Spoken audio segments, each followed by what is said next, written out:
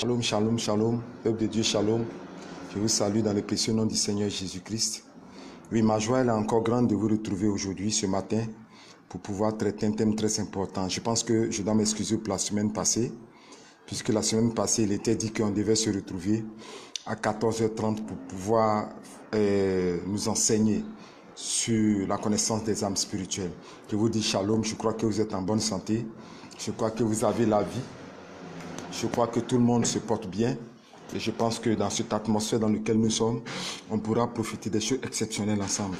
Je suis heureux de vous retrouver et mon plus grand vœu tous les jours, c'est de souhaiter la vie pour ceux qui suivent et que vraiment, qu'aucune brebis ne soit enlevée dans le troupeau de l'Éternel Dieu. Je ne souhaite pas des morts, je ne souhaite pas des maladies, mais au contraire, je souhaite la vie pour tout le monde, pour tous ceux qui sont fils du Seigneur Jésus-Christ, mais ceux qui ne sont pas fils du Seigneur Jésus-Christ, je leur souhaite aussi pleine vie à tout le monde, que nous sortons de ces situations difficiles concernant le corona. Je suis à l'aise d'être avec vous, oui, pour cette maigri, mais je sors d'un moment de jeûne et de combat spirituel à haut niveau et je pense que la vie est encore là et le jeûne nourrit l'âme et nous continuons à mener le combat du Seigneur. Alléluia. Voilà, ce matin nous devons parler de quoi? L'affiche que j'avais faite, j'avais parlé de quoi? Des armes offensives de destruction des hôtels de famille. J'insiste dessus concernant le ministère de la délivrance sur les armes offensives de destruction des hôtels de famille. Parce que je vous ai déjà dit que toute la base du mal se trouve au sein de nos familles, se trouve dans l'autel attaché, gravé, au sein de l'autel, dans les entrailles de l'autel d'adoration. Donc celui qui réussit à détruire la base électrique, la base des connexions maléfiques de l'autel de famille, cette personne se trouve libérée. Et il ne lui faut même pas de longtemps même pour voir la restauration de ses bénédictions et toutes ses grâces. C'est pour ça que j'ai dit qu'il est important pour le chrétien de faire quoi? De détruire les hôtels de famille. Mais on ne le fait pas comme ça. On ne le fait pas comme ça. Il y a des méthodes pour pouvoir le faire. Et c'est ces méthodes que nous allons partager en une heure de temps ici avec vous. Je pense que ça pourra vous nourrir. Nous allons prier le Seigneur ensemble. Seigneur, nous voulons bénir ton nom pour ce temps que nous passons ici, dans ce combat que nous menons, dans ce confinement, dans cette terre de combat spirituel, ce que nous sentons avec les épreuves, avec les difficultés, avec les doutes en nous, avec toutes ces manifestations qu'il y a autour de nous.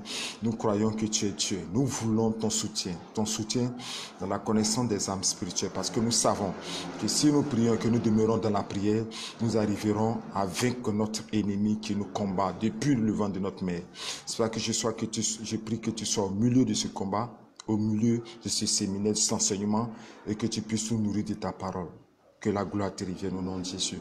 Et je vais ajouter aussi, Seigneur, que lorsque l'enseignement sera donné, que tous les hôtels d'adoration qui sont implantés dans la vie de ceux qui suivent, ceux qui regarderont cette vidéo, que les hôtels d'adoration de leur famille, de leur région, explosent au sein de leur maison au nom de Jésus-Christ de Nazareth, et que la délivrance soit totale pour tous ceux qui suivent cet enseignement.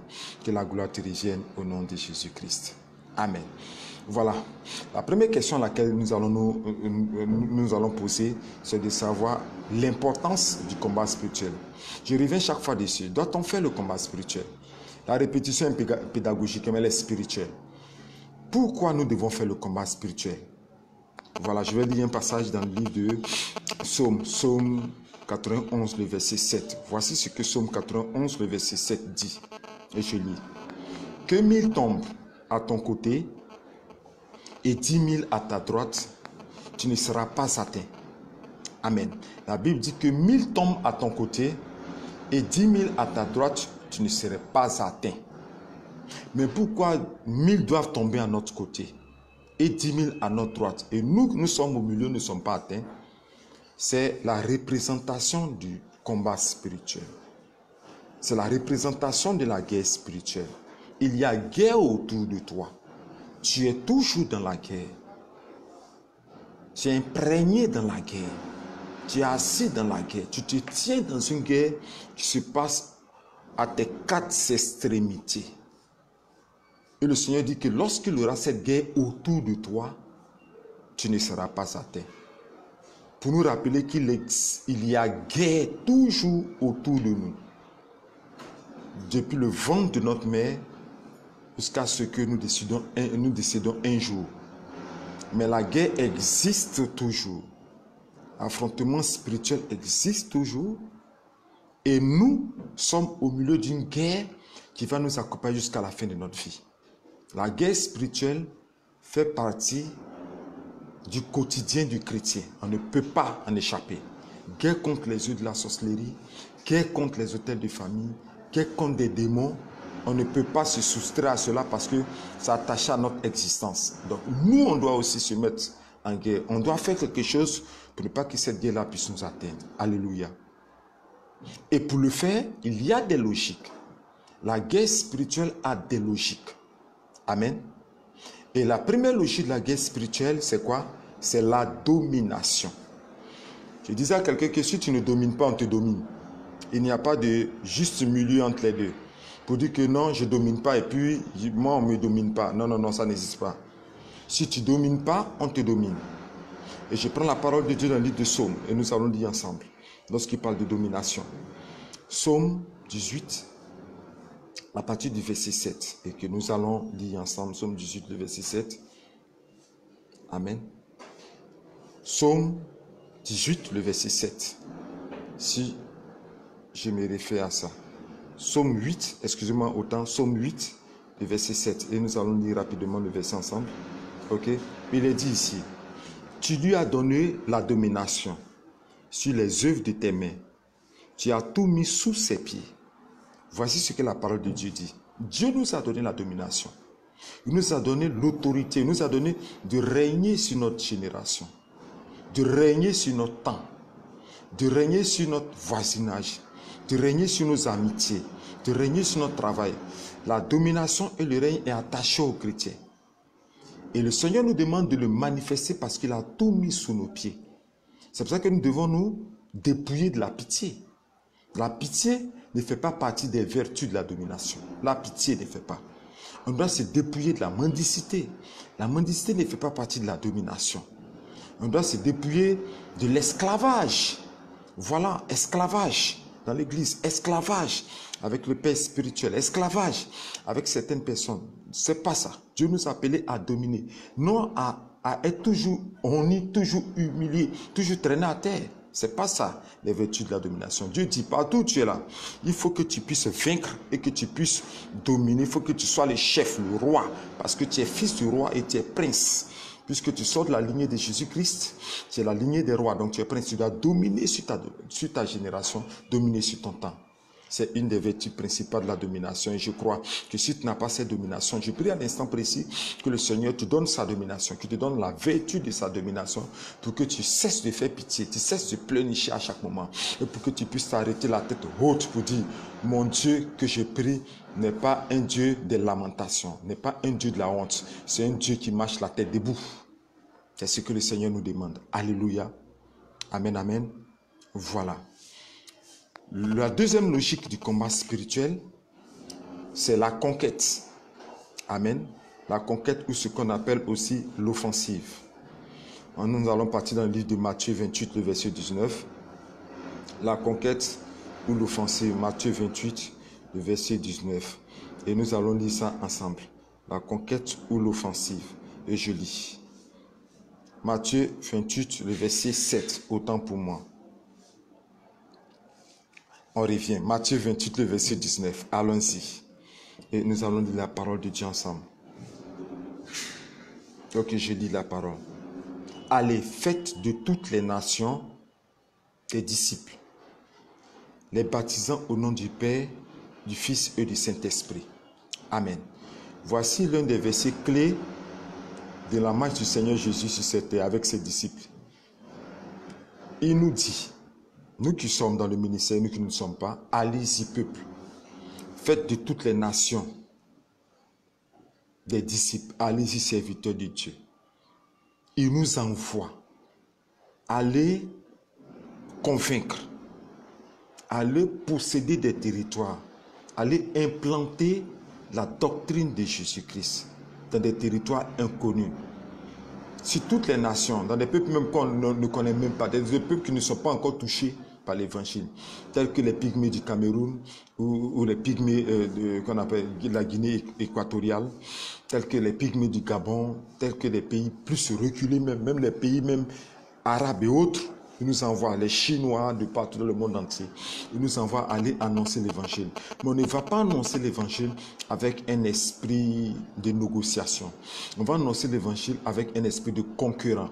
C'est cet esprit dit allez-y avec votre concurrence, allez-y avec votre esprit de concurrence, allez-y posséder des territoires, allez-y prendre des territoires, allez-y implanter, imposer l'évangile où l'évangile n'est pas arrivé. Et pour le faire, on ne va pas avec la douceur, on va avec la violence spirituelle. Parce que lorsque tu vas aller annoncer l'évangile, les maîtres spirituels du territoire qui sont là, qui sont des démons, des dominations, des autorités, ne vont pas accepter que tu parles de l'évangile là-bas. Parce que sur chaque territoire sur lequel tu vas partir, tu vas trouver des démons qui campent là, tu vas trouver des esprits qui règnent là. Et ces esprits ne voudront pas que tu implante l'évangile du Seigneur Jésus-Christ. Tu promulgues l'évangile du Seigneur Jésus-Christ. Ils vont te combattre terriblement. D'où vient la nécessité de faire la guerre spirituelle?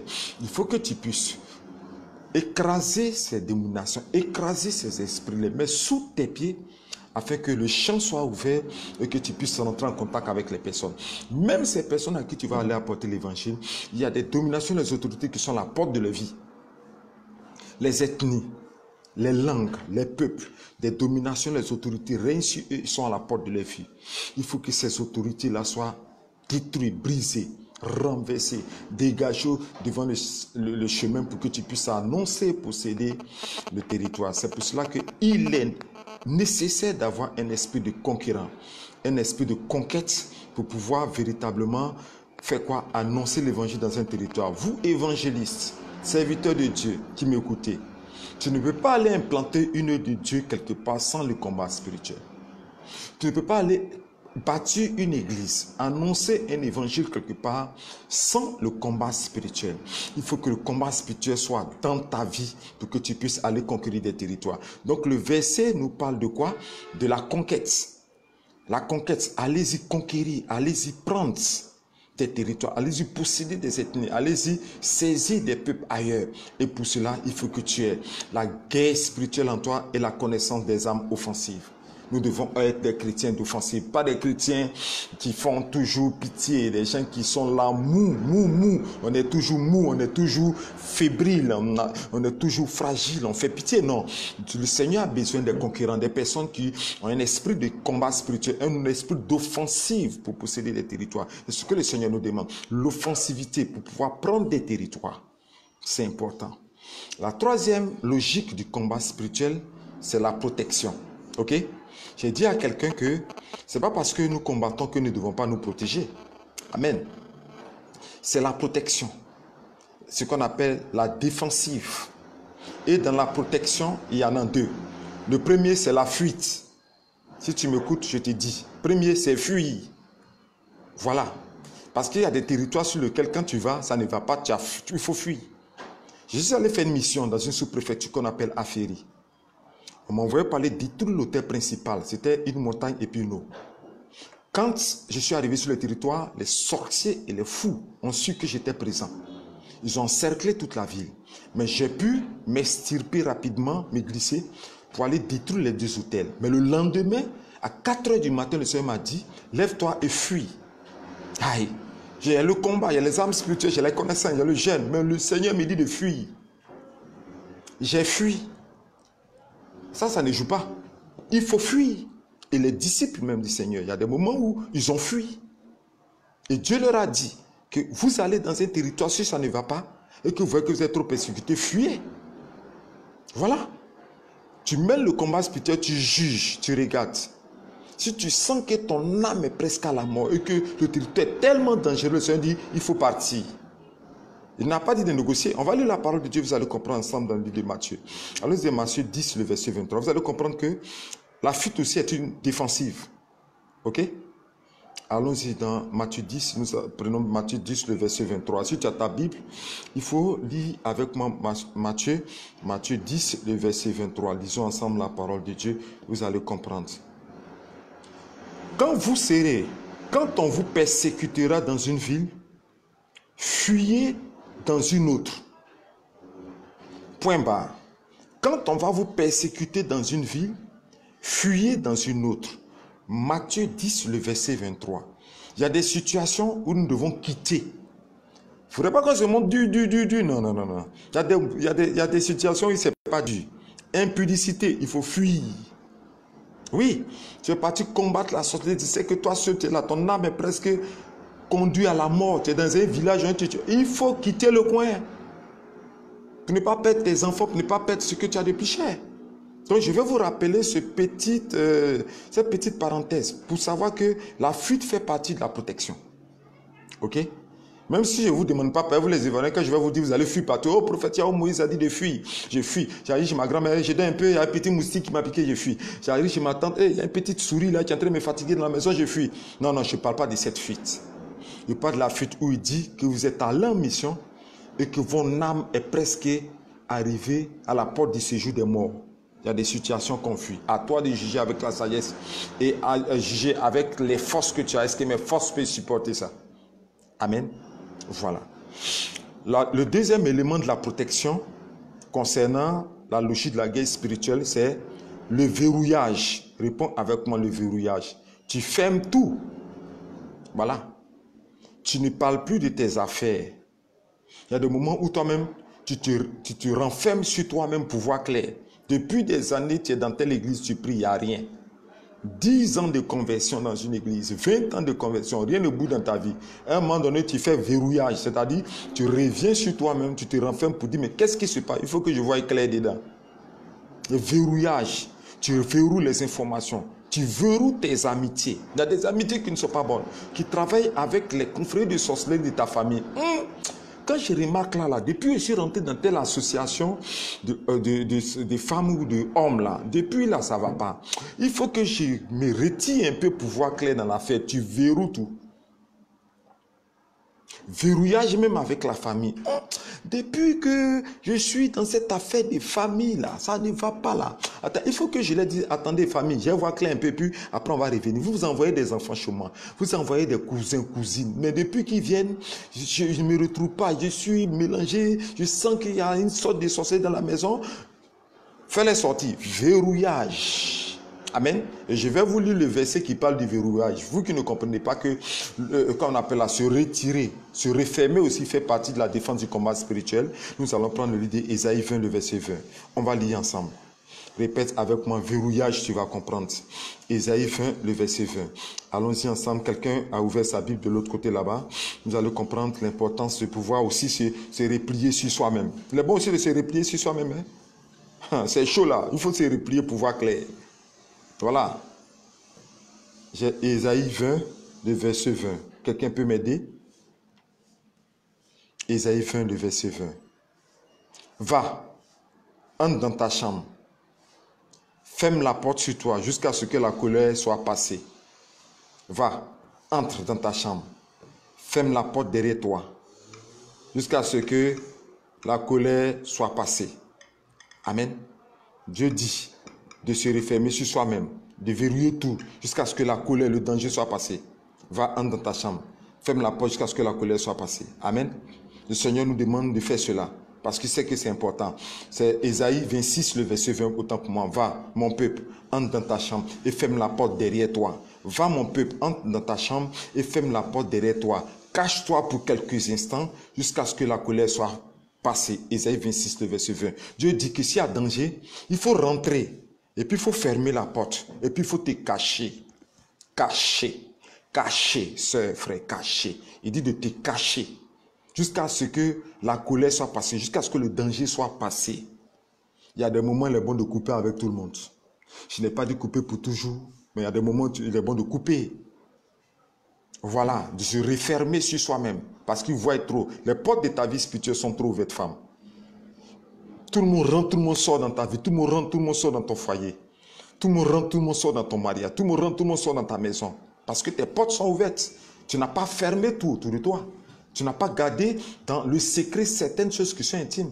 Tu n'as pas été discret. Dieu dit d'être discret. Verrouille les portes. Répète avec moi. Je verrouille les portes spirituelles de ma vie que l'ennemi utilisait pour voir clair dans mes projets, dans ma bénédiction au nom de Jésus-Christ.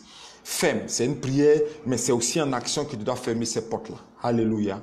Amen. La troisième vertu de la protection concernant la guerre spirituelle, c'est quoi? C'est la contre-attaque. Amen. Moi, il y a quelqu'un qui m'a appelé de Jacquesville. Papa, vraiment, je veux voyager. Mais depuis que je n'entreprise voyager, j'ai trop d'attaques, donc je vais laisser tomber le voyage. Alors que j'ai prié pour cette personne, Dieu s'est glorifié de manière exceptionnelle. Dieu a ouvert des portes même terribles. Et la personne est en train de faire ses papiers. Quand on dit que le confinement est fini, la personne s'en va. Mais tellement qu'il y a attaque, même la voiture qu'elle a pris, la porte s'est ouverte, elle a failli tomber. C'est quelqu'un qui l'a pris par la main. Les attaques sont redoutables. Mais ce qui m'a attristé, c'est le fait qu'elle dit, papa, je vais laisser tomber. Donc, vous les chrétiens, vous laissez tomber tout. Quand tu devais venir au monde, tu as dit au Seigneur, Seigneur, pardon, il faut me faire, j'ai sorti premier fils héritier. Est-ce que tu as dit ça? Vous naissez avec des héritages, vous naissez avec des bénédictions, et à cause de la peur, vous laissez ça. On vous dépouille, vous ne reprenez pas ce qu'on vous prend. On vous vole, on vous pille. Je laisse pour moi à Dieu. Moi, je vais vous dire, si tu veux être béni, il y a certaines choses que tu ne dois pas laisser à Dieu. Si tu comprends, il faut me taper un j'aime. Il y a certaines choses là qu'on ne laisse pas à Dieu. Tu as récupéré, tu es venu voler mes bénédictions, tu es venu prendre quelque chose. Je vais reprendre ça en tes mains par la puissance de la prière. Regardez, lisons ensemble. Un petit verset, vous allez comprendre l'importance de la contre-attaque. Quelqu'un t'attaque. Quand tu contre-attaques par la prière, ça devient une défensive. Même dans le match de football, les entraîneurs disent, c'est quand on attaque qu'on se défend mieux. Pour mieux se défendre, il faut attaquer en marquant des buts. Ça, c'est dans le football. Voilà, on t'attaque, tu contre-attaques, ça fait ta défense. Ok? Lisons le livre de Samuel, vous allez comprendre. 1 Samuel 30. Je prends 1 Samuel 30 à partir du verset 18. Allons-y. Vous allez comprendre. Vous jouez trop les phlegmatiques, les chrétiens. Vous jouez trop les phlegmatiques. On vient, on prend ce que vous appartient, ils s'en vont. Et puis, il laisse pour moi à Dieu, il laisse pour moi à Dieu. Moi, il ne laisse pas pour moi à Dieu. Hein. Si tu as pris, je vais aller reprendre.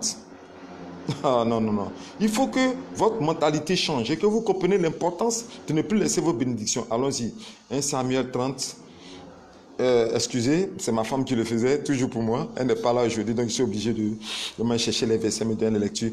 1 Samuel 30, à partir du verset 18. La parole du Seigneur. Ok, allons-y. David sauva tout ce que les Amalécites avaient pris, et il délivra aussi ses deux femmes. Il ne leur manqua personne, ni petit, ni grand, ni fils, ni fille, ni aucune chose du butin, ni rien de ce qu'on leur avait enlevé. David ramena tout. David, un roi David, qui n'était pas encore roi en son temps, qui était avec son groupe de combattants, décide de sortir.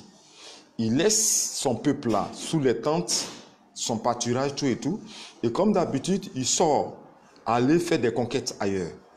Et quand il est sorti derrière lui, les Amalécites, un peuple, s'est caché, contourné le camp et ils ont attaqué.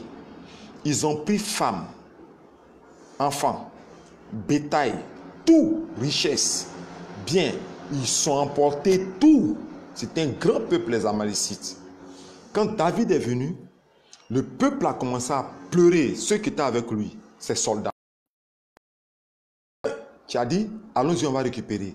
Ils ont commencé à l'insulter. C'est toi qui nous as dit de sortir ce matin. Il faut bien lire le chapitre, tu vas comprendre. On n'a pas senti aujourd'hui cette sortie-là. Je ne voulais pas sortir. On t'a dit qu'on ne voulait pas sortir. On sentait qu'il y a quelque chose qui n'était pas bon. Mais tu as fait, ils ont pris nos femmes, ils ont pris nos enfants, ils ont tout emporté. On dit les soldats étaient dans la lamentation. David a gardé son sang calme. Il a dit, nous allons récupérer ce qu'ils nous ont pris. Cessez de pleurer. Essuyez-vous l'âme. Car l'Éternel, notre Dieu, est plus puissant que eux. Nous allons les pourchasser et nous allons ramener. Et la Bible dit, David est parti tout ramener. On dit, aucune chose ne manquait à David. Même une aiguille. Même un morceau de bois, il a tout ramené en totalité. Rien n'est resté. Est-ce que c'est ce que nous les chrétiens nous faisons? le sorcier t'attaque pour venir voler ta grande gloire, ta lumière, il faut contre-attaquer pour récupérer ce qu'il a pris. On vient prendre ta grossesse, tu vas récupérer ta grossesse. On veut prendre ton compte bancaire, ton argent, tu vas récupérer ton compte bancaire, ton argent par la puissance du combat spirituel. On veut prendre l'amour de ton mari, tu vas récupérer le cœur de ton mari. Tout ce qui t'appartient. Si les puissances des ténèbres se lèvent pour chercher à prendre, il faut aller récupérer. Alléluia. Dieu nous bénisse. Nous allons parler maintenant des armes de conquête ou les armes offensives en tant que telles. Nous allons détailler. Avant de le faire, il faudrait que je vous rappelle que le Seigneur a mentionné l'existence des armes spirituelles dans le ciel, que moi j'appelle la poudrière céleste. Ce sont des centaines et des centaines d'âmes spirituelles. Dieu m'a fait la grâce de pouvoir connaître l'existence de certaines âmes spirituelles, des catégories différentes, qu'on appelle les âmes offensives et les âmes défensives. Et ça existe dans la Bible. Pour ceux qui croient que quand le chrétien prie, il n'y a pas d'effet, je veux te dire que lorsque tu commences à prier avec violence, avec le nom de Jésus-Christ, une caisse, un conteneur, une maison, un lieu de stockage s'ouvre, ce qu'on appelle la poudrière céleste. Et il est stocké dans cette grande maison céleste toutes sortes d'armes de défense qui te reviennent. Prenons la parole de Dieu, tu vas comprendre l'existence des armes offensives et les armes défensives. Allons-y dans 2 Corinthiens 6, le verset 7. Dans 2 Corinthiens 6, le verset 7. Ok, je lis la parole de Dieu dans 2 Corinthiens 6, le verset 7. Allons-y. Je prends à partir même du verset 5. Sous les coups, dans les prisons, dans les troubles, dans les travaux, dans les veilles, dans le jeûne. Amen. L'apôtre parlait des tribulations. Au verset 6, il dit, par la pureté, par la connaissance, par la longévité, par la bonté et par un esprit saint et une charité. Il nous parle des vertus chrétiennes. Mais regardez où il débouche. Par la parole de vérité, par la puissance de Dieu et par les armes offensives et défensives de la justice. Je dis que nous pouvons avoir toutes ces vertus chrétiennes. La pureté, la connaissance, la longévité, la bonté, l'esprit, le Saint-Esprit, la charité, la parole de Dieu. Mais il faudrait que nous puissions avoir, nous chrétiens, les armes offensives et les armes défensives. Ça existe dans la Bible, 2 Corinthiens 6, le verset 7. Donc il existe des armes invisibles. Amen. Et ce sont ces armes invisibles qu'on appelle offensives et défensives que je vais vous montrer. Je vais vous expliquer. Et je veux commencer avec les armes, quoi? Les armes offensives. Les armes d'attaque, pas les armes de défense. Je parle des armes d'attaque, de contre-attaque. Les armes d'offensive, ok? Et dans les armes d'offensive d'attaque, il y a les armes aériennes, il y a les armes terrestres et il y a des armes marines. Je répète encore. Dans les armes spirituellement offensives, les armes pour riposter, pour contre-attaquer les puissances des ténèbres qui nous attaquent, il y a 3 types. Il y a les armes aériennes, les armes terrestres. La première arme aérienne, parce que je veux parler des armes aériennes. Répète avec moi, arme aérienne, arme de l'air, arme du haut, arme du ciel, en haut là. Voilà, où les avions passent là. Voilà, les armes aériennes. Quand je parle des armes aériennes, le premier type d'arme aérienne, c'est le tonnerre. Alléluia. Le tonnerre est l'une des armes les plus redoutables dans le monde spirituel. Contre les décollages aériens de la sorcellerie. Tous ceux occultistes, mystiques, sorciers qui utilisent l'air pour se déplacer de nuit. Leurs avions satellitaires, leurs avions qui les emmènent en Europe, parce qu'ils sont ici et puis se retrouver facilement au Canada. Amen. Et c'est ces armes spirituelles, une âme redoutable qu'on appelle le tonnerre. Et je lis Apocalypse 10, le verset 4. Ils ont très peur de cette âme spirituelle.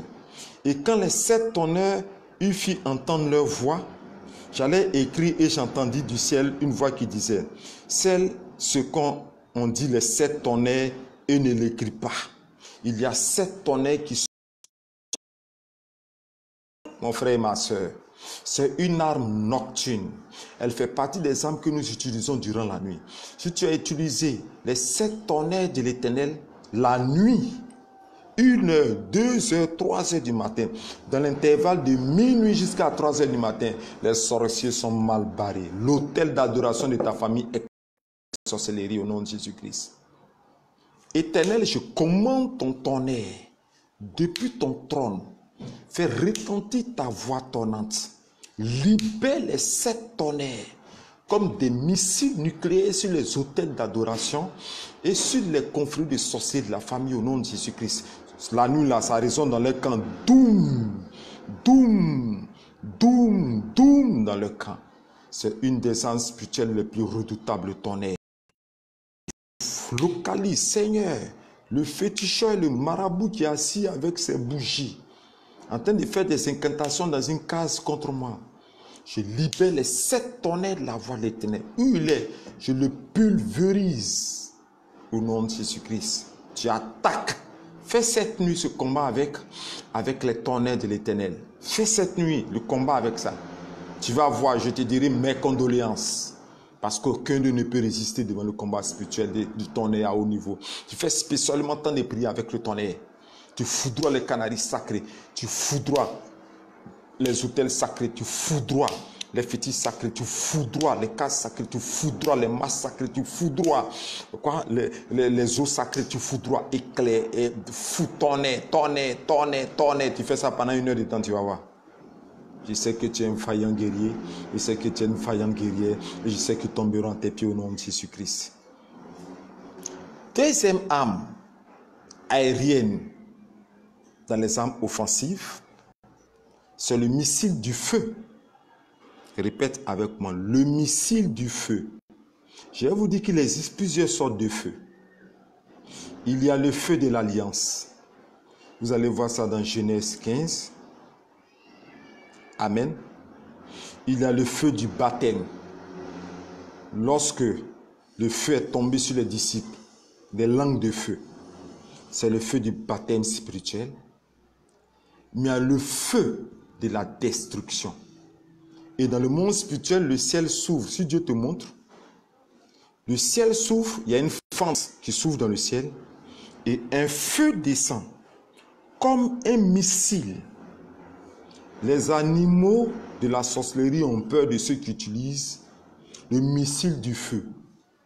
Tous ceux qui se transforment la nuit en chat, en chauve-souris, en oiseau nocturne. Tous ceux qui utilisent la métamorphose pour opérer dans le mal, les sorciers, les occultistes, les mystiques, les satanistes. Si tu as étudié, il est mort. Il ne peut pas. Tu fais demain, après-demain, tu fais spécialement missile du feu. 1 Roi 19, le verset 12. 1 Roi 19, le verset 12. C'est cette âme spirituelle qui a utilisé. Élie a utilisé cette âme spirituelle. Lorsqu'il était avec les prophètes de Baal, ils ont fini de faire leur incantation comique. Mis un mouton, de l'eau dans une faucille, déposé sur l'autel, danser rien. Élie a invoqué. Exauce-moi par ton feu. Parce qu'avant de les mettre en compétition, il a dit, on va voir qui son feu va tomber. Mais lui parlait de quel feu? Le missile du feu de l'Éternel. Ça part de quoi? De l'autel, de la fournaise du feu de l'autel de l'Éternel. Ça part de là-bas. Aïe, aïe, aïe, aïe. Et tu as mis, boum, ce feu-là peut embraser par son explosion tout un village. Le missile du feu de l'Éternel, retient ça, 1 Roi 19, le verset 12. Alléluia. La troisième arme offensive, le rocher ou la pierre céleste. Ok? Le rocher ou la pierre céleste, qu'on appelle aussi comète. Vous voyez, lorsque les astrologues regardent l'espace, Ils voient souvent des manifestations où il y a une pierre de feu qui se déplace. Une seule comète tombe sur la planète Terre peut exploser selon sa taille. Donc, il y a des pierres dans le ciel qu'on appelle les comètes. Dans le monde spirituel, il y a ces mêmes pierres qu'on appelle les comètes. Tu trouves ça dans Ésaïe 6, le verset 6. Tout ce que je vous dis, j'ai une référence. Il ne faut pas que quelqu'un me dise que non, le prophète Moïse a menti. Non, non, non, je n'ai pas menti. Ok? Tu peux vérifier toi-même. Tu prends Ésaïe 6, le verset 6. Nous allons lire ensemble la pierre qu'on appelle comète. Et tu vas comprendre qu'elle existe dans la Bible. Ésaïe 6, le verset quoi? Le verset 6. Allons-y ensemble et je lis pour toi. Mais l'un des séraphins vola vers moi, tenant à la main une pierre ardente, c'est-à-dire une pierre de feu. Et c'est cette pierre de feu que lorsque tu pries et que tu dis Seigneur, je vais envoyer la pierre de feu contre la case sacrée où ils ont enterré, caché mes bénédictions. C'est un caillou, un rocher céleste, terrible, qui embrase comme du feu, qui brûle comme du feu, qui va tout tomber sur cette case. C'est l'une des armes redoutables les plus puissantes contre les autels d'adoration de famille et les cases sacrées. Éternel Dieu, je crois en l'existence de tes pierres de feu ardentes. Je crois en l'existence de tes comètes qui partent de ton feu, qui partent de ton trône, qui partent de ton autel. À l'instant passé, je localise la réunion des sorciers de ma famille qu'ils font chaque nuit pour enregistrer mon nom à la mort. Je localise le funérail qui est fait contre moi et ma famille chaque nuit avec la pierre ardente, comète de l'Éternel, tombe sur eux et qu'ils explosent et qu'ils soient écrasés dans les cimetières au nom de Jésus-Christ. Aïe, aïe, aïe, aïe, aïe, aïe, aïe, mon frère, ma soeur. Utilise les pierres ardentes, comètes. Au troisième jour, commence à faire une nuit spéciale de combat avec les comètes. Alléluia. Amen, amen. Je vais parler de la quatrième âme spirituelle. Ça te fait du bien, je suis content que tu puisses rentrer dans l'âme spirituelle. La quatrième âme spirituelle s'appelle l'étoile absente. La quatrième âme d'offensive aérienne. Il y a une étoile. Elle n'est pas visible par les hommes, les yeux naturels, mais elle est visible par les yeux spirituels. Et cette étoile s'appelle absente. Apocalypse 8, le verset 11, et Josué 10, le verset 11, si je ne me trompe pas. La pierre absente. L'étoile absente. C'est une étoile empoisonnante. Quand elle tombe dans un fleuve sacré, le côté sacré là disparaît. Le fleuve est spirituel. Le fleuve est spirituellement empoisonné par le poison de l'Éternel. Tout ce qui était puissant, ces ténèbres meurt.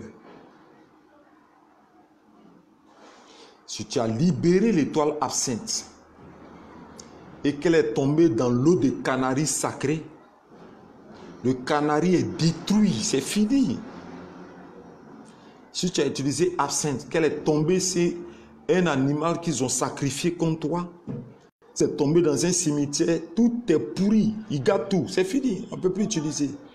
C'est l'une des armes spirituelles de neutralisation de la toute puissance du mal. C'est des techniques spirituelles pour utiliser absinthe. Sauf les vaillants guerriers, les chefs de guerre savent comment l'utiliser. Ça aussi, je vais te montrer ça un jour. Pour le moment, il faut me laisser bien travailler avec, on appelle l'absinthe. Absinthe. Elle contredit les empoisonnements, elle contredit les envoûtements, elle contredit les ensorcellements, elle contredit tout. Si tu envoies absinthe dans l'ensorcellement qui a été fait contre toi, l'ensorcellement disparaît. Alléluia. C'est une des 4 âmes spirituelles dont je vais te parler. La 5e, c'est la droite de l'Éternel. Alléluia. La droite de l'Éternel. La droite. La droite puissante de l'Éternel. Ce que vous le quittez, vous ne savez pas. Il existe la droite de l'Éternel. J'ai vu la main de Dieu dans le ciel levée dans un songe. Et ça batte comme... C'est pas quoi. C'est comme un béton de fer. C'est-à-dire quand ça tombe, Le bruit est insoutenable. Éternel, je veux que ta droite puissance se lève sur mon village. Je veux que ta droite puissance se lève sur les conflits de sorcellerie. Par la droite de l'Éternel, je les allume. Par la droite de l'Éternel, je les écrase. Par la droite de l'Éternel, je les explose. Tu attends, bouf. Le son, quand j'ai entendu le son en rêve, j'ai tremblé. Je suis allé me cacher en songe. Et c'est un ange qui m'a dit, sors, n'aie pas peur, mon serviteur. Parce que quand la main de l'Éternel se lève, elle envahit toute la terre. Tous ceux qui te combattent tombent. Ok. Tous ceux qui te combattent tombent. Où on peut trouver la droite puissante de l'Éternel? Tu prends le livre de Psaume 118, le verset 15. Psaume 118, le verset 15. La droite puissante de l'Éternel est capable de détruire toutes les manifestations puissantes des ténèbres. La droite de l'Éternel, elle est redoutable. Alléluia. Et ce sont des armes aériennes que je veux que tu puisses utiliser dans les familles. Tu peux appeler cette droite sur les forêts sacrées. Appeler cette droite sur les montagnes sacrées. Appeler cette droite sur quoi? Les hauts lieux sacrés, les lieux de réunion sacrés, où les gens font des sacrifices rituels à haut niveau. Tu peux appeler cela sur les hôtels mystiques sacrés, sur les hôtels mystiques, les églises mystiques sacrées. La main de l'Éternel a le pouvoir de briser, de détruire totalement ce qu'ils font. Alléluia.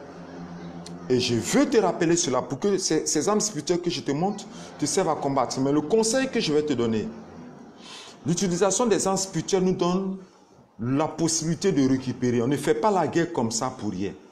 L'objectif de tout ce que j'étais en train de vous montrer, c'est la récupération. Et pour pouvoir récupérer, il faut prendre 1 Samuel 30, le verset 18 au verset 20. Lorsque tu as fini de lire ça, tu dis, Seigneur, je vais utiliser les armes aériennes pour pouvoir récupérer toutes mes bénédictions qu'ils ont prises. Alléluia. Amen, amen. Donc, l'objectif de tout ce que je vous montre, c'est la capacité appris depuis le ventre maternel, depuis votre jeunesse, depuis votre adulte. Alléluia. Amen, amen. Donc aujourd'hui, j'ai voulu vous parler de quoi? En quelques temps, 45 minutes, parler des armes spirituelles. À partir de la semaine prochaine, nous allons voir les armes offensives terrestres. Les armes offensives à caractère terrestre. Elles sont utilisées spécialement pour le combat terrestre. J'ai été dans la joie d'être avec vous ce matin. Je suis toujours heureux de vous retrouver. Vous êtes ma famille, je vous aime beaucoup. Je vous aime beaucoup, famille chrétienne qui me suivez. Je vous aime beaucoup, vous qui aimez mon ministère. Et vous pouvez trouver les armes offensives, les armes défensives dans le livre que j'ai écrit qu'on appelle La Poudrière Céleste. Si vous regardez sur ma page, cherchez mes livres, vous allez trouver un livre qu'on appelle La Poudrière Céleste qui parle des armes qui sont dans les cieux. Et de ma part, je crois que je vous enseigne sur les armes spirituelles. Et je crois que en quelques 4 ou 5 jours, vous allez manifester une âme spirituelle aérienne. Elle est faite pour les combats de nuit. Et je pense que vous allez rendre des témoignages. Envoyez-moi aussi vos témoignages.